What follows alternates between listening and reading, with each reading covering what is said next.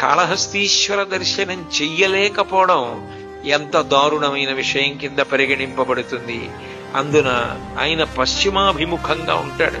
పశ్చిమం సూర్యాస్తమయానికి గుర్తు. జీవితం తెల్లవారిపోయే ముందు, అంటే జీవితం కొడిగట్టిపోయే ముందు, ఆఖరిసారి మనసు ఆఖరి ఊపిరి కదలిక మీద కదులుతుంది. శ్రీకాళహస్తి క్షేత్రానికి వచ్చి శ్రీకాళహస్తి క్షేత్రంలో కాళహస్తీశ్వరుల దర్శనం చేసుకున్న వాడికి అభయం ఇస్తాట. నీ ఆఖరి ఊపిరి తీయడమో వదలడమో జరిగినప్పుడు ఆ వాయువుని నేను నా నామంగా మార్చి నా నామం చెప్పావన్న పుణ్యాన్ని అడ్డుపెట్టి నిన్ను నాలో కలిపేసుకుంటాను. అందుకే అంత దయ కలిగిన వాడు కాబట్టే వాయు రూపంలో ఉంటాడు. ఆ లోపలికి ఊపిరి రూపంలో వెళ్ళి వచ్చేవాడెవరో ఆయనని శివ అని పిలుస్తారు. అందుకే వాయువే శివస్వరూపం. ఇక్కడ వాయులింగముగా ఉన్నాడు.